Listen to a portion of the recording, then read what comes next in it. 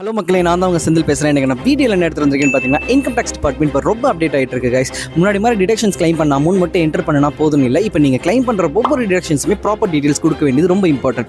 For example, ADC deductions claim பண்ணுறீங்க அப்படின்னா amount மட்டும் இல்லை, பாலிசி நம்பர், இன்வெஸ்ட்மெண்ட் டீட்டெயில்ஸ் எல்லாமே கரெக்டாக இருக்கணும். அதே மாதிரி ஹெல்த் இன்சூரன்ஸ், அதாவது 80Dன்னு சொல்லுவாங்க, அந்த டிடக்ஷன்ஸ் கிளைம் பண்ணுறீங்கன்னா insurance policy number, premium amount, யாருக்காக ப்ரீமியம் பே பண்ணியிருக்கீங்க டீட்டெயில்ஸ் எல்லாமே மேட்ச் ஆகணும்.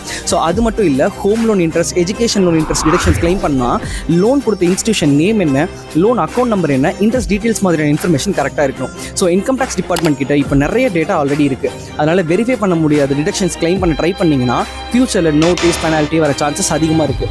ஸோ அதனால் மேக்ஸிமம் டிடக்ஷன்ஸ் கிளைம் பண்ணிடலாம்னு யோசிக்காமல் எலிஜிபிளாக இருக்கிறத மட்டும் லீகலாக கிளைம் பண்ணுங்கள். நீங்கள் இன்கம் டேக்ஸ் டிபார்ட்மெண்ட் உங்களை பற்றி என்ன டீட்டெயில்ஸ் வச்சுருக்காங்கன்னு தெரிஞ்சுக்கணும்னா ஏஐஎஸ், ஆனுவல் இன்ஃபர்மேஷன் ஸ்டேட்மெண்ட்னு சொல்லுவாங்க, அதை செக் பண்ணலாம். ஓல்டு டேக்ஸ் ரெஜிம் இருந்தாலும் நியூ டேக்ஸ் ரெஜிம் இருந்தாலும் லீகலாக டேக்ஸ் சேவ் பண்ண நிறைய ஆப்ஷன்ஸ் இருக்குது.